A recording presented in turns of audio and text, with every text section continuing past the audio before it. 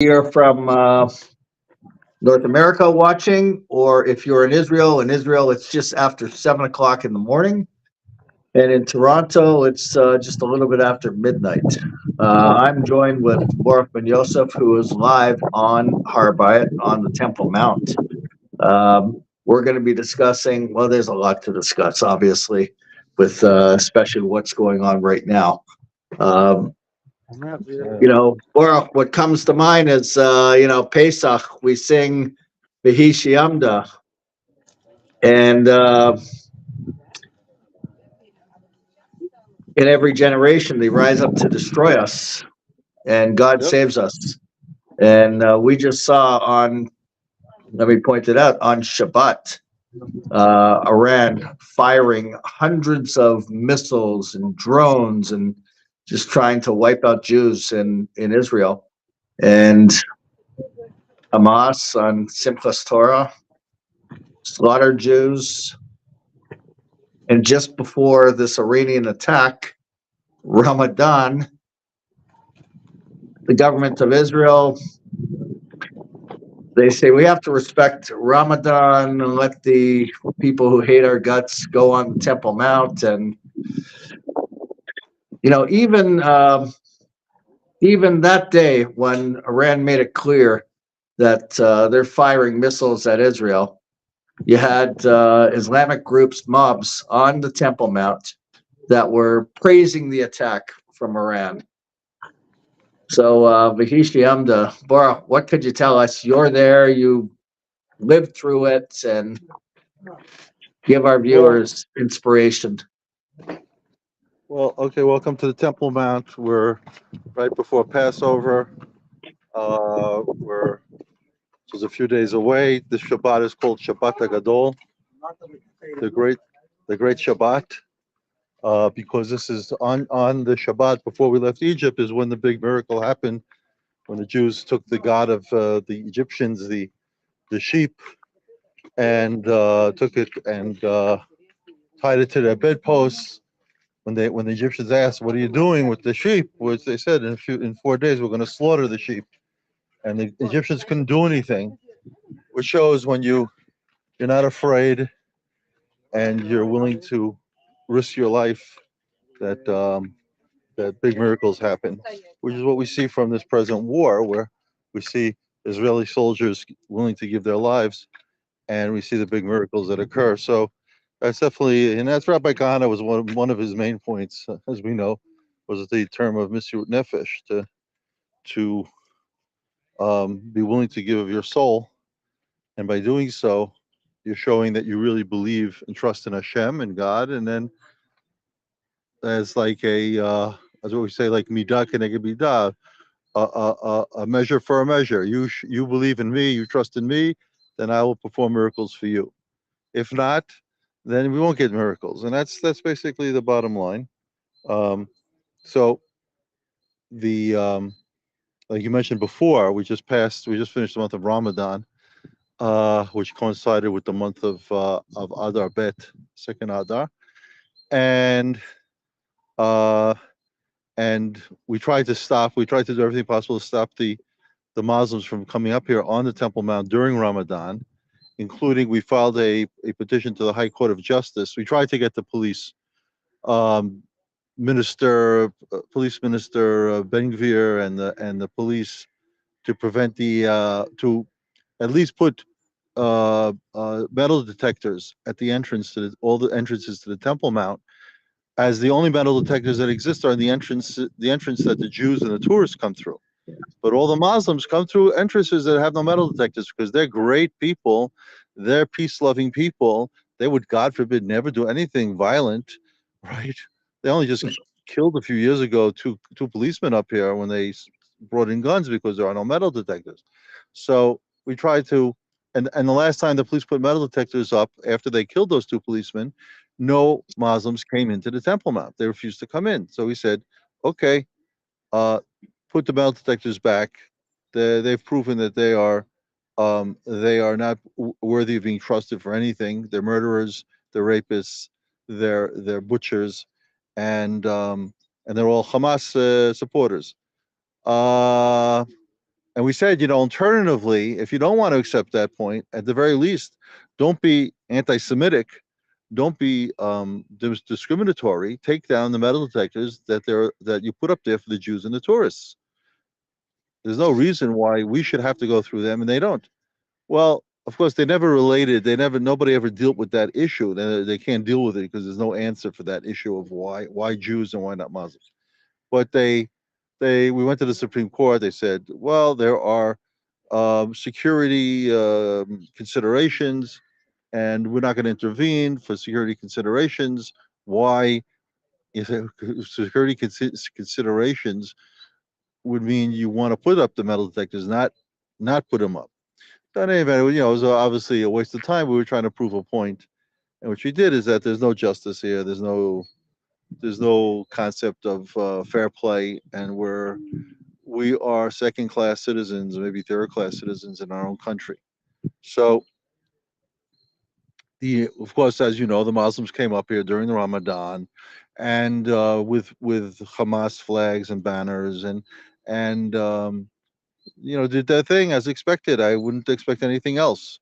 They're Hamas supporters, so that you know that transpired during the month of Ramadan, and realize, even if you're not a Temple Mount supporter, even if you're not a religious Jew, even if you're not a right-wing nationalist, even if you're not a Rabbi Kahana student, okay, and on October 7th, they denied us our celebration of one of the happiest days of the year for the Jewish people, which is Shmini Atzeret, Simchat Torah, which came out on a Shabbat.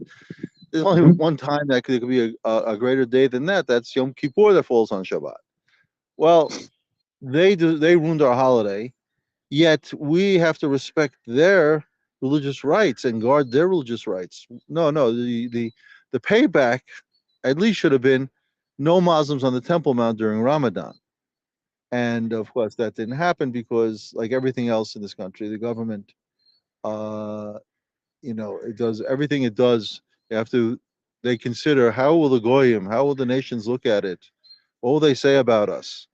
And because of that, we see what's happened so far. Instead of us destroying Gaza within days, which should have happened, and Hezbollah in Lebanon in days, which should have happened, and immediately responding to Iran, or it shouldn't even be responding to Iran. Iran should have been destroyed years ago for calling for our destruction. Absolutely. This is, they haven't done. They haven't hidden from us their intentions. Here's the Temple Mount. I'm here on the eastern side. See the Temple Mount behind me, the temple behind me, and they're over here. The Jews are praying Shacharit, the morning service. Thank God. Wonderful. Yes. But only thing I unfortunately, Rabbi Kahana was, demonized and persecuted and prosecuted and ultimately murdered. I'm sure the Israelis had a hand in it, and because of that, we have no real Jewish leader, and we're suffering the consequences of that. That we have leaders that have no faith and no trust. If they ever mention God's name, it's just lip service. They, no matter what happens, they want to preserve any kind of support they have from the nations. And and just the other day, now they're so happy because 50 nations signed this thing that condemns Iran for attacking Israel. Well. And I get calls from people in America, and they say, "Hey, do you see how the Americans and even the Jordanians defended you? And the Saudis." I said, "Wow, great! I really am relying on them to save us. Really, it's just pathetic. I don't know. It's like Rabbi Khan, if he was alive today, be pulling the hair out of his head and wouldn't believe what's going on. So they're having kedusha right now. Let me just stop a second. Kadosh, kadosh, kadosh. I mean,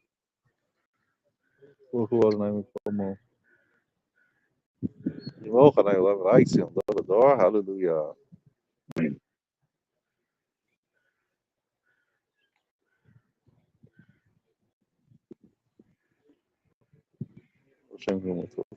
All right, so I'll just move forward here.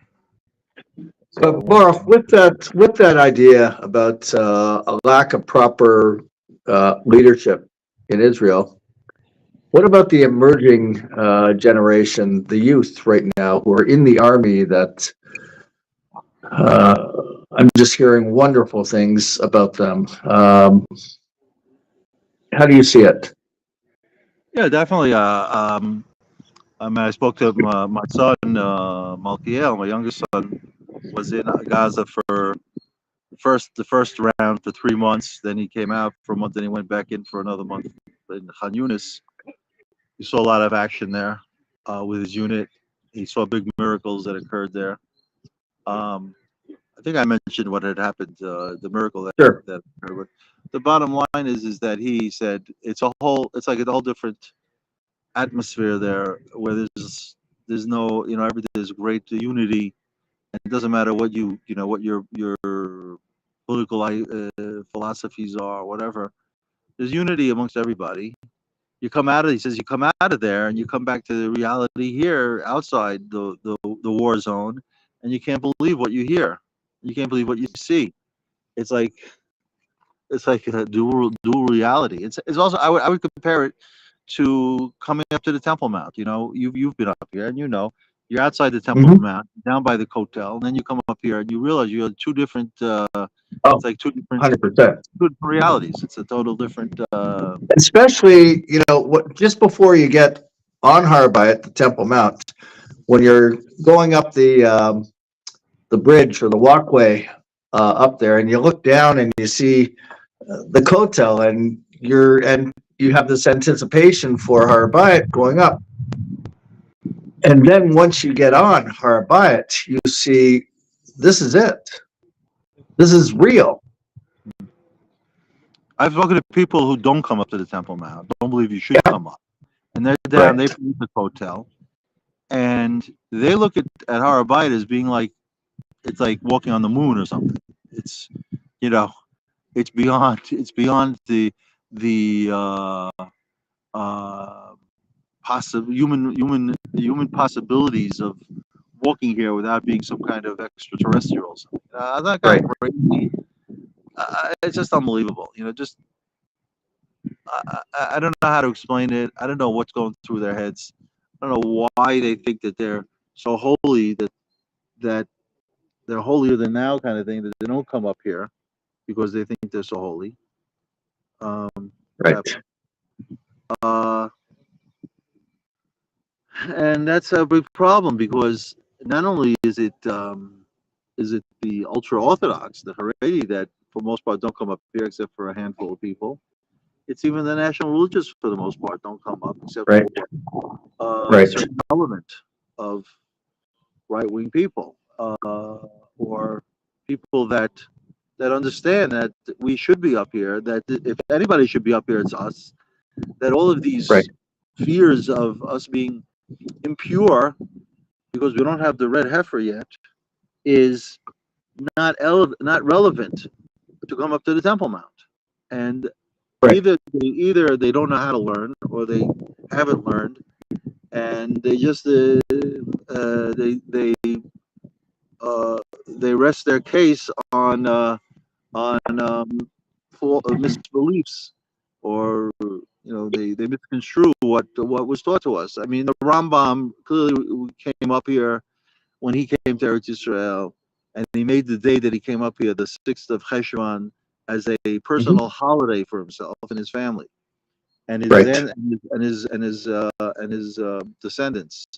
The Ramban, Nachmanides came up here. All before the Turkish Ottoman Empire took over and forbid Jews from coming up. Jews were coming up. The only other time throughout history that the Jews weren't coming up is because of the Christians or the Byzantines when they took over Jerusalem.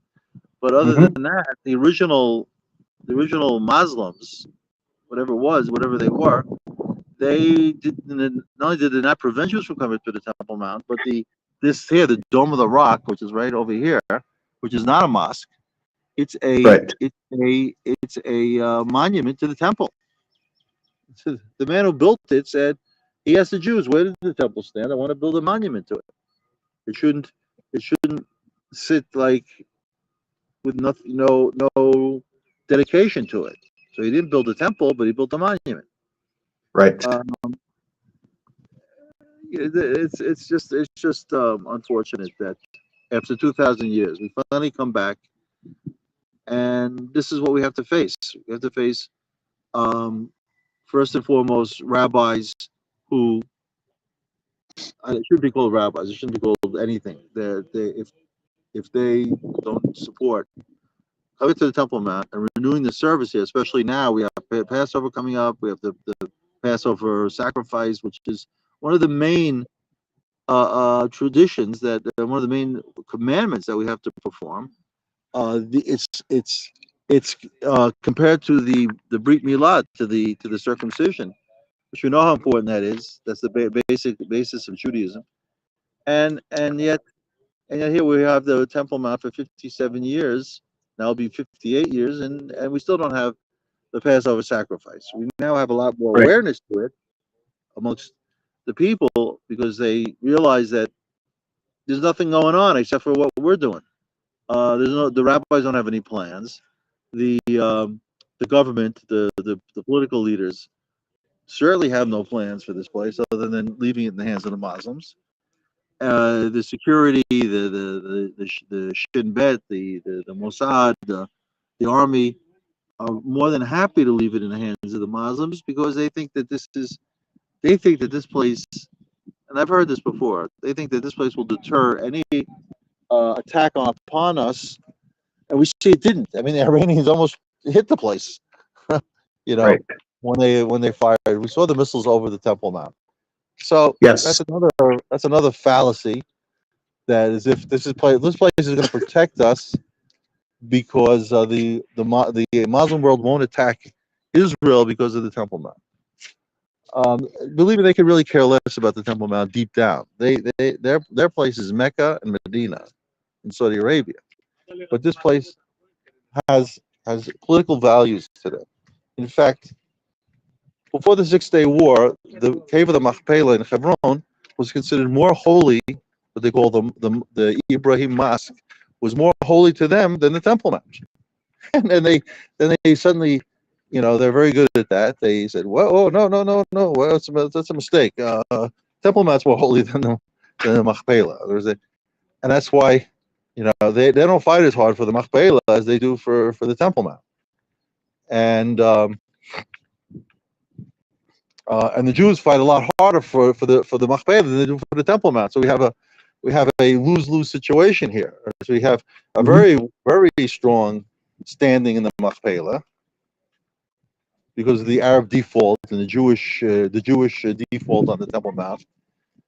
And I believe I told the story. I'm not sure, but there was this famous story where in a few years ago they released classified documents from the government because 50 years had passed, and it was after the 6-Day War. There was the President Nasser of Egypt died, and they were going to keep the Cave of the Machpelah closed for Rosh Hashanah, and because it was during his funeral. Rabbi Levinger from Hebron, there was some of the other activists from Hebron, went to meet with Moshe Dayan.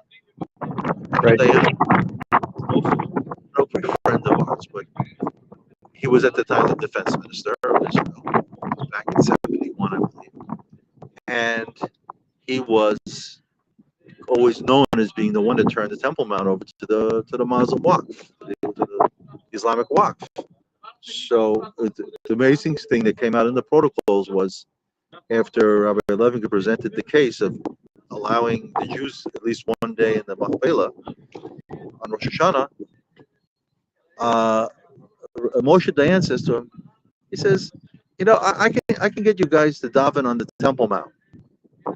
What? He says, why what do you care about the Machpelah? Let's go. I'll arrange a service. You can pray on the Temple Mount. They go, we don't go up to the Temple Mount. We're not interested. He goes, what? He says, no, seriously, I'll arrange it for you. It's kind of like he was trying to make up for the damage he had done back in '67. And then when he took Rabbi Shlomo Goren, the chief rabbi of Tzahal, who tried to organize prayers up here, he took him off the Temple Mount, didn't allow him back up. So, and I said, no, we're all interested in the cave of the Machpelah. He says, I don't understand you guys. I'll give you the no. So an opportunity like that, like there's always these windows of opportunity that open up suddenly, and shockingly, and with no advance notice, and you have to be prepared for them. If you're not prepared for them, then it just closes, and then until the next window of opportunity opens, who knows what could happen. And that's the October 7th was a window of opportunity to really deal with what's going on up here, because they clearly said this is war for Al-Aqsa. This is the storm of Al-Aqsa. That's what they care about, is Al-Aqsa. Like before that, they had the Intifada Al-Aqsa, the uprising of Al-Aqsa, and everything by them. And their terrorist organization is called the Dudei Halali Al-Aqsa,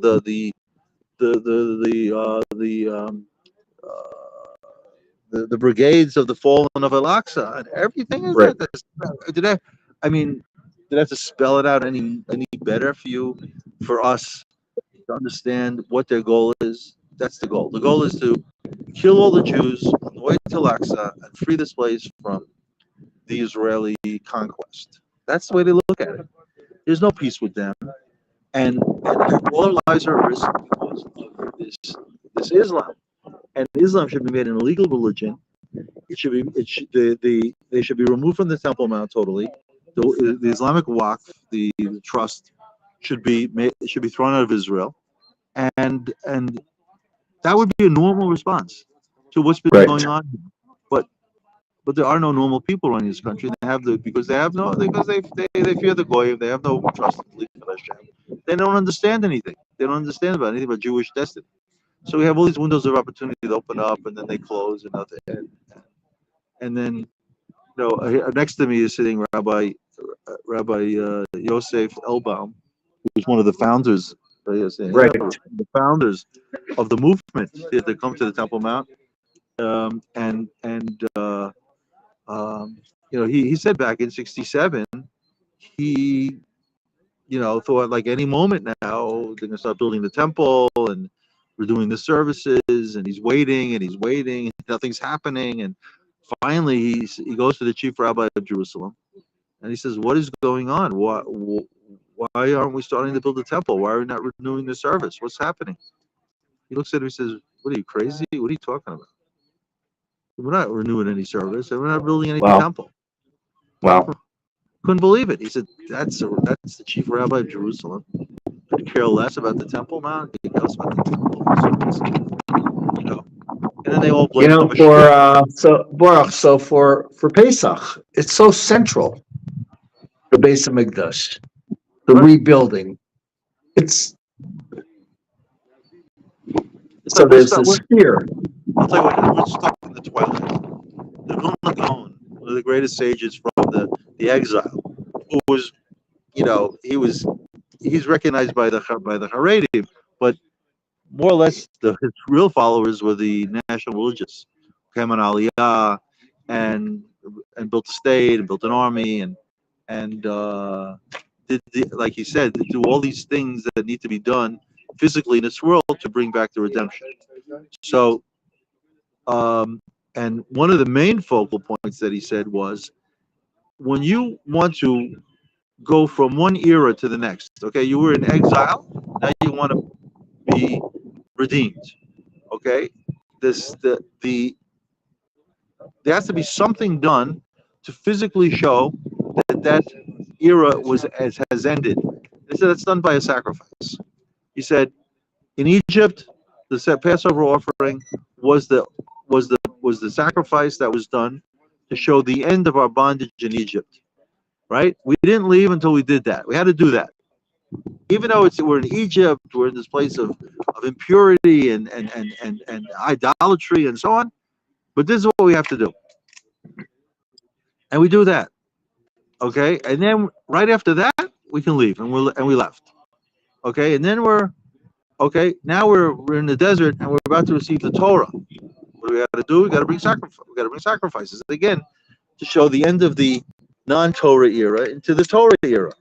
And then after that, we're coming into the land of Israel. And what's the first thing we do? We come into Israel, do the Passover sacrifice, because again, the era of the exile ended, and now, even though the era of the Egyptian exile ended 40 years earlier, now the period of now Eretz Israel starts with a sacrifice, and that's how it is. He says, until we do a sacrifice to end the era of the 2,000-year exile that we just went through, we're still stuck in it. We're stuck in this, like, Right. we're like here physically in Eretz Israel, physically in the redemption, but spiritually we're not there. We're stuck in this uh, time warp. I don't know what we want to call it. I don't know. It's insanity. It's like you want to pinch yourself and say, "Is this really going on?" How do you understand it? But that's the issue. That's the point. Spiritually, all of these people are stuck in the exile. They still think that they're there, even though they're physically here, and they will not do what needs to be done to take the next step, because they're spiritually just in a whole different atmosphere. Like And we you know said what, before, Baruch, like you mentioned earlier on this broadcast, way earlier, that with the Korban Pesach, that the Jews in Egypt, they took the sheep, they tied it to their bedpost or their home, and the Egyptians would go, "What are you doing?" And the Jews would tell them, "We're going to sacrifice it in 4 days." So they didn't show that fear. And what you're saying is that right now, the fear is permeating our people and imperils them from going forward to do what has to be done. absolutely. Look, that's definitely one aspect of the problem, is that there's this fear of what will happen. Look, I'll tell you. I'll remind you that in 1901, I was a law student in Bar Ilan, and I wanted to file a petition to the Supreme Court to allow us to bring the Passover offering. And I tried to show that all of the barriers that supposedly exist really don't exist, and that we should be allowed to do it. And I came totally prepared for all the possible counterclaims that the government could bring, or the judges, could challenge. So I was in front of, actually, Aaron Barak, of all people, right? He was the main Yes. judge, and then there's two other judges, also very experienced judges, and I come in and I started addressing all of the possible issues that could pop up. The matter of jurisdiction, the matter of judicialness, all kinds of possible claims.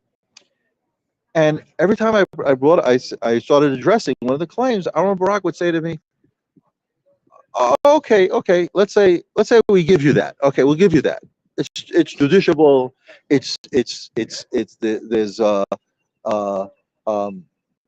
the court has jurisdiction. We have all these things that I had thought that they would use to prevent the whole thing from being heard.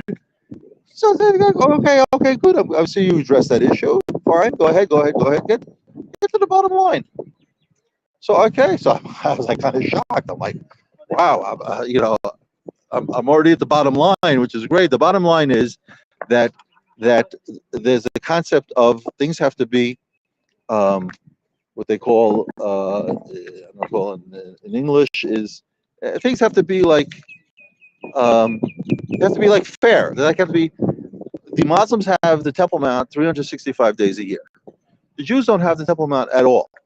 The Jews need the Temple Mount for about an hour a year to do a Passover offering. That's again obligated by every Jew, which has the importance of like a circumcision, and it's a national Passover is a national holiday besides being a religious holiday, a holiday of freedom for leaving Egypt. And I said it's not fair that we don't have the Temple Mount for that 1 hour a year to put up an altar, make the sacrifice, and we can leave. Okay, and we won't eat. We eat the Passover offering in our homes, or wherever we are in Jerusalem. So, what could be more unfair than that? And we can't, provide security. The state of Israel can provide security for 1 hour a year. So they said that's a good point, and they said to the state, what do you have to say about that? The state attorney came totally unprepared. She thought that the whole thing was a joke, and that she's dealing with some kind of a lunatic or something. And she started mumbling, like, "What do you?" She said, "What are you saying?" She had nothing to say. She had no defense. And so Baruch says, "Are you a lawyer?" I go, "No, I'm a law student." She says, "Very good." I see you came totally prepared. She looked like a total idiot, the state's attorney. And then they wrote the decision. The decision was actually, it looked very favorable for us till the end when the judges wrote, "We all know what will happen if we give the petitioner what he wants," meaning World War III. That's the way they look at it. In other words, the Supreme Court, as far as they were concerned, it's a justified claim, but it will cause World War III. So there's also that. In other words, there's the aspect of the Jew, the religious Jew, who doesn't have the faith and trust, or the want to bring the Passover offering, and then there's the irreligious Jew, like these judges, who think that if you give the Jews what they want on the Temple Mount, it's going to bring World War III, and they really believe that. And they act, and that's like I said that's why the Shin Bet and the police and the Mossad, everybody wants to protect this place from attack, to the point where even missiles from Iran that could hit the Temple Mount and destroy the mosques are knocked down by the Israeli army, the Air Force, or whoever fires the missiles, the anti-missile missiles. And so we can't even get that done. For years, I heard people saying, you guys don't have to worry. At some point, Hashem will send, will have the Arabs themselves or the Iranians or someone, they'll destroy the mosques, and we'll be able to build the temple. But you see here, we can't even rely on that because the Israeli army will knock down the missiles. So anybody's waiting for that to happen. It really is just, it's a pipe dream. The bottom line is that we need a government of Jews that are like Moshe Rabbeinu, or like King David, or like, Yudah Maccabee, Rabbi Akiva, great Jews that had no fear, that believed, total trust in Hashem, and will do what needs to be done, and not worry about the consequences, because Hashem, He promises, and if you really believe in Him, He promises, do what I told you to do, and I'll do it, and you can rely that I'll do what I have to do. There's an agreement, there's a covenant between us, but we don't keep our side of the covenant, so why should He keep His? It's interesting that there's a famous in the Gemara, there's a famous thing that says that there's a decree on the houses of the righteous that while the temple is destroyed, their houses should be destroyed, because if Hashem's house is destroyed, why should they have a house? And we tried to use that, going back in the days of Gush Katif, when we tried to get the Jews to wake up and realize that the salvation will come from the Temple Mount. And if they make the Temple Mount the issue, they'll save their houses in Gush Katif. And if they don't, they're going to lose their houses. We tried to present that idea to them a year in advance before it happened, over a year. And it didn't work, to the point where they had this massive rally at the Kotel where they had about 150,000 people. They log jammed the entire old city. Instead of coming to the Temple Mount with 150,000 people and saying, we're not leaving the gates of the Temple Mount until this decree is removed, which would have stopped it. If you imagine 150,000 Jews blocking the entrances to the Temple Mount. But that, of course, didn't happen. And that's it. That's why things keep going downhill. Because on the one hand, there's an improvement here, as we can see a lot more people come up, and we get to pray. So on the one hand, that might be our only saving point for us, is that there's an awakening towards the Temple Mount and the sacrifices in the temple. Who knows? I mean, that could be our one saving grace, as they say, because otherwise, I mean, and that, of course, all the soldiers willing to fight and die for, to fight the enemy. But here we are now. We're on the northern side. You can see we're right in front of the Dome of the Rock. We see here where we would sacrifice over here. Okay, this is right here. We would see the place where the sacrifice would be performed on Monday morning, on Monday afternoon. Right. And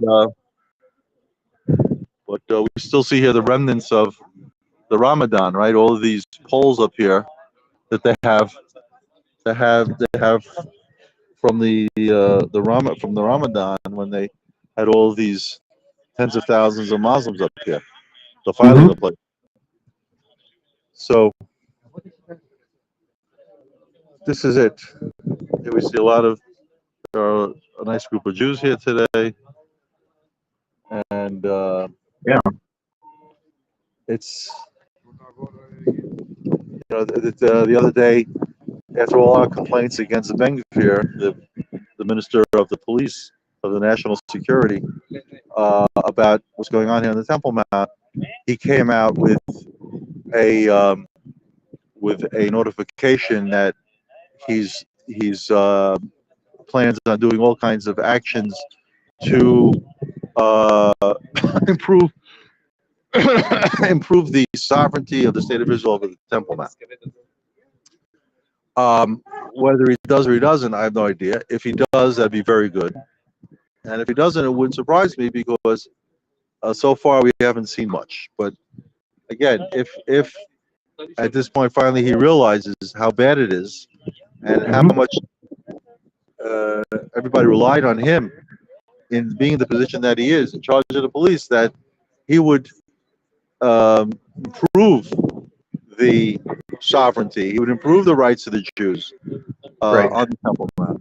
So, like, one of the main problems today is that Jews that come up here and bow down are physically removed. Bowing down on the Temple Mount is one of the main services that a Jew could do today, without having a temple, without having a Kohen, without anything. Bow down, and he's removed from the Temple Mount, and then banned for months. I asked a few people why they thought that praying it doesn't seem to bother them now anymore, and we're allowed to pray. Yet the bow down continues to be a problem. So somebody pointed out and saying, Jews pray all over the world. They pray wherever they want. So praying is not like temple service. It's just like regular service. Temple service is sacrifices. In fact, the prayers are supposed to be in lieu of the sacrifices that we don't do. Bowing down is something the Jews only do one time a year on Yom Kippur inside the shuls that they daven. But bowing down is a temple service that was done every day. So by people bowing down, they're basically renewing a temple service, which that is it problematic for the police, the authorities, and so on. Interesting take on it. I hadn't thought of that. I think it's possibly it's true that that is the issue. That bowing down is something that they won't accept. But I think that it's Ben Gvir's obligation that Jews that bow down to Talmud should be allowed, at least where when they pray on the eastern side, should be allowed to bow down and not be subject to arrest or detention or being blocked from entering the Temple Mount for months. Besides other things, but that's also, I think, a main point that a Jew can come up here and at least do something that's remnant of the temple service, which is bowing down. So again, there's a lot to do, and we'll see if he does anything. In the meantime, again, getting back to our Shabbat, upcoming Shabbat, which is a very, very important Shabbat, as we said, Shabbat HaGadol, Mhm. because of remembering the miracle that happened on that Shabbat in Egypt. We, besides reading the regular portion, which is this week is Matzorah, the portion Mhm. of the lepers, which also related to the Temple Mount, because a leper is one of the people that's not only forbidden from entering the Temple Mount, he's forbidden from entering the city. He's supposed to be outside the city, can't even enter Jerusalem. He's totally separated from the people, quarantined, because again, what's the reason of someone being a leper? Um, say because he speaks lashon hara or all kinds of Right. things. There's also cases of, for instance, King Azariah, king of Israel, a king of Judea. He came up to the Temple Mount and thought that he was a king for like 50 years. He was a um, he thought that he could be a Kohen Gadol, and because Right. he thought he could be Kohen Gadol, and he tried to be Kohen Gadol, he was hit with leprosy. He was hit with leprosy, and so leprosy is not only for lashon hara; it could be for other things too, but like people taking upon themselves what do you call it, positions of importance or power that's not coming to them. Like a king is a king, and a Kohen is a Kohen, and they can't be a king can't be a king can't be a Kohen, and a Kohen can't be a king. So uh, so that's just a point about leprosy that again it's something today. What we call leprosy today is not the same thing that we're talking about in the Torah. Right. It's a spiritual. It's a spiritual affliction, and the ones that deal with it are the Kohanim. If Mhm. somebody is hit with leprosy, he has to go to a Kohen. The Kohen has to decide if it's leprosy, not leprosy. It's very interesting. So it's connected, definitely connected, not to something medical where he'd go to a doctor, but it's something spiritual where he goes to the Kohen. Um, and as we know, deep down, really, any kind of physical affliction, any kind of medical matter, deep down is connected to a person's spiritual situation. And I would say it's an outward expression of somebody's spiritual situation. We see that from this week's portion. That's Mhm. Mitzorah, but we also have because it's Shabbat Gadol, and we have a special Haftorah reading, the prophets. And this week's Haftorah reading, because of Shabbat Gadol, is from the prophet Malachi, which is the last prophet in the book of prophets of the minor prophets who lived during the time of the Second Temple. And one of the few prophets that lived at the time of the Second Temple, because prophecy ended during the Second Temple. The the end of his prophecy talks about talks about the period of redemption, and it refers to Eliyahu Navi, Elijah the prophet, who Mhm. is one of the main figures in the whole redemption process. Of course, Right. as we know, we have the belief that Elijah the prophet never died, that he went up to heaven in chariots of fire, never Right. officially died, and he's comes back to earth um, freely and appears to people on different occasions, and we put a special cup of wine for him at the Seder service for Elijah the prophet, because we have a belief that um, he's around. He's around, and he's part of the the redemption process, and that we believe that um, he'll lead Moshe Rabbeinu. There'll be we call resurrection of the dead. He'll lead Moshe Rabbeinu and the Mashiach into the Temple Mount. Um, that's the idea of what they call the Sha'ar Rachamim, the gates of mercy, that supposedly are from the eastern wall of the temple. I suppose that's why the Muslims, who know our Yep. traditions, built a cemetery there, figuring that, Yep. well, Elijah the prophet, he must be a Kohen, he can't come through there. And then there's Moshe Rabbeinu, he must be a Kohen. And then Mashiach, he definitely must be a Kohen, which none of them are Kohanim. and, and so their cemetery, except for the fact that um, it contaminates the land there, it doesn't really prevent. It won't prevent the redemption. That's not what's going to stop it. What's stopping it is us, not them. Okay. In fact, Right. everything that they do hints to us that what we have to do. So, Mhm. so Elijah the prophet, like we said, is a definite factor, definite personality that's involved in this redemption process. And really, like I just heard the other day, somebody said, although that the Seder night and the whole Seder service that we do commemorates the freedom from Egypt, historically, but really, the whole thing is addresses is really for the future. It's not. We don't do it because because of the importance of remembering what happened in Egypt, but more for remembering it to help us move forward in the future towards the final redemption.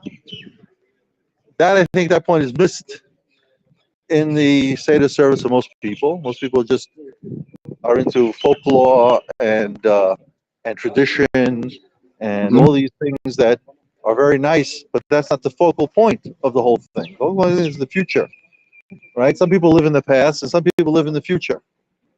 Right. Uh, we're supposed to live in the future. We're supposed to bring the future. We're supposed to make the future happen now, and that is the purpose of the Seder night.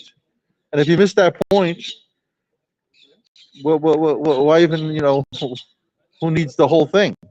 It's just okay, great. You have a family meal and wonderful. You have a family meal any night. That's why you have the Seder. Seder is preparing us, getting us into the proper mind frame for the future redemption, so we can bring it about, because it's in our hands to bring. As Rabbi Kana would always say, that was his. He always say, "It's in our hands." You went around with him. You heard him speak. You read his book. Absolutely. Everything was it's in our hands. We can bring it about, and we have to do it. And what's going on here? I lost you. What did I lose you? You there, man? I can still hear you. You can hear me, but what happened? Why can't I see you? Picture just froze.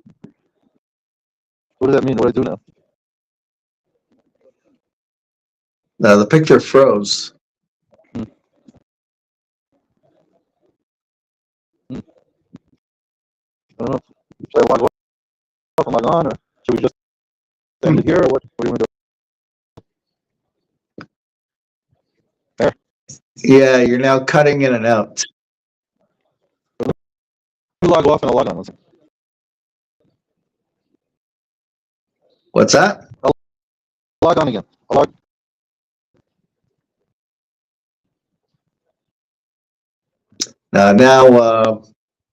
What? Now I can't even hear you.